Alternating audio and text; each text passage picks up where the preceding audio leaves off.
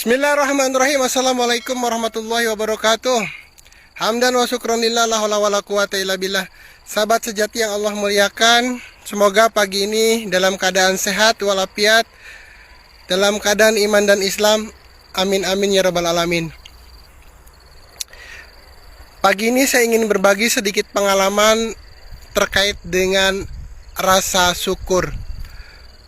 Beberapa tahun yang lalu saya pernah dalam tanda kutip ingin menjadi orang kaya karena saya melihat teman-teman seangkatan saya sudah jauh lebih mapan, hartanya banyak, mobilnya bagus, kemudian juga memiliki strata ekonomi yang sangat baik. Dari situlah kemudian tersirat keinginan untuk seperti teman-teman saya tersebut. Saya ingin sekali seperti mereka, ingin menjadi orang yang kaya, uangnya banyak, mobilnya bagus dan lain sebagainya. Sehingga kemudian saya mengamalkan dalam tanda kutip amalan untuk menjadi orang kaya. Setelah sekian waktu saya mengamalkan amalan tersebut,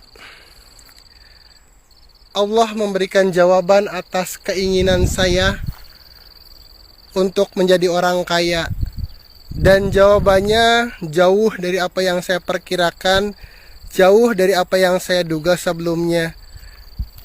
Saya berpikir bahwa untuk menjadi orang kaya, Allah akan mempertemukan saya dengan pengusaha yang mengajak saya berbisnis, atau saya berpikir bahwa Allah akan mempertemukan saya dengan seseorang yang luar biasa, yang banyak uangnya, kemudian mengatrol saya untuk ikut bekerja sama dengan mereka. Ternyata tidak. Jawaban Allah justru berbanding terbalik dari apa yang saya bayangkan. Ketika keinginan tersebut memuncak, tepat di pagi hari ketika saya baru bangun dan keluar dari pintu, nampak seorang nenek-nenek yang membawa sapu lidi. Wajahnya sudah lusuh, jalannya sudah renta, giginya sudah habis, dan nenek-nenek itu menawarkan sapu lidi ke saya. Akhirnya dengan rasa iba, meskipun saya tidak butuh sapu lidi ini, akhirnya saya membeli 2 ikat sapu lidi. Saya memberikan uang 10.000 untuk 2 sapu lidi itu. Kemudian ketika si nenek menerima uang tersebut, beliau mengangkat kedua tangannya sambil berdoa panjang sekali. Doanya sangat panjang. Saya tertegun dan hanya bisa mengaminkan apa yang si nenek bacakan. Beliau mengatakan, "Ya Allah, terima kasih atas ini."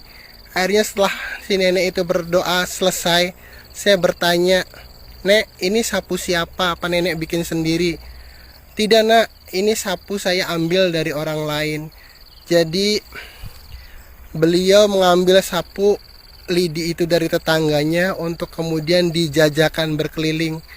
Dari 1 ikat sapu lidi ini yang berhasil beliau jual, si nenek akan kebagian 2.000 perak untuk setiap sapu lidi yang terjual.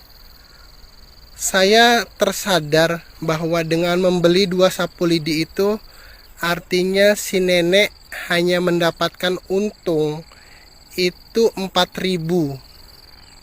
Tapi dengan keuntungan 4.000 itu, si nenek sedemikian bersyukur sekali atas apa yang didapatnya pagi itu.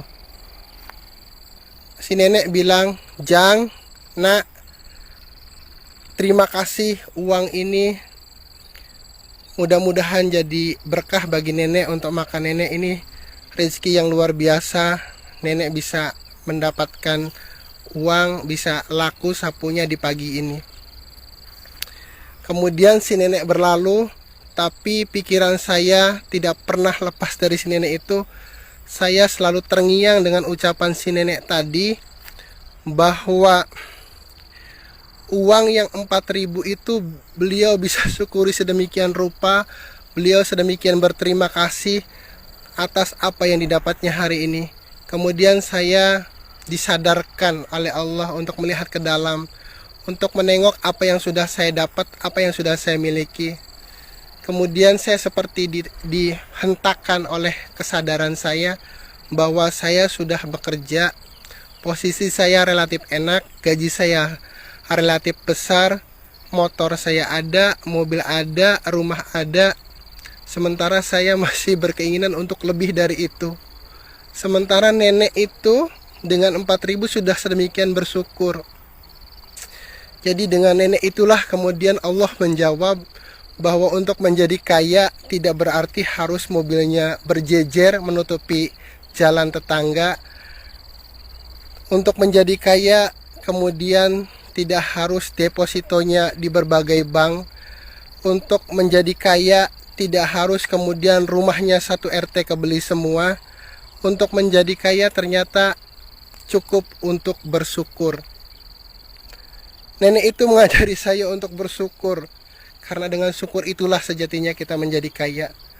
Jadi untuk bersyukur tidak harus menunggu mobil berjejer, tidak harus rumahnya bertingkat 5, tidak harus depositonya di berbagai bank. Bersyukur bisa kapan saja, bahkan kalau kita mau, kita tidak perlu alasan tambahan untuk bersyukur. Ketika kita bangun di pagi hari pun, itu adalah alasan yang sudah lebih dari cukup untuk kita syukuri. Jadi sampai sekarang pun, meskipun beliau sudah tidak lagi berkeliling menjajakan sapu lidi, wajahnya sangat lekat. Saya masih ingat persis bagaimana beliau berdoa, bagaimana beliau mengangkat tangan, bagaimana kemudian beliau menasehati saya secara tidak langsung bahwa seperti itulah kebahagiaan, seperti itulah kekayaan. Kekayaan yang hakiki adalah kekayaan yang berada dan bersama rasa syukur. Terlepas berapapun yang kita dapat, terlepas berapapun yang kita miliki, rasa syukur akan menjadi nilai tambah dari apa yang ada pada kita. Ya. Sebaliknya, ketika kita luput untuk mensyukuri apa yang ada, kita selalu merasa kurang, kita selalu mencari alasan lain untuk menjadi kaya dalam tanda kutip. Sejatinya ketika kita masih pengen kaya, saat itulah kita masih miskin. Terlepas dari berapapun apa yang sudah kita miliki, berapa banyak pun mobil yang sudah kita punyai, berapa tingkat pun rumah yang kita miliki, tapi ketika kita merasa kurang dan selalu kurang, saat itulah kita sejatinya masih menjadi orang miskin. Terima kasih Nek atas pelajaran yang sangat berharga. Bersyukur kepada Allah, ya Allah, yang telah memberikan kesadaran bahwa untuk menjadi kaya cukup dengan mensyukuri yang ada.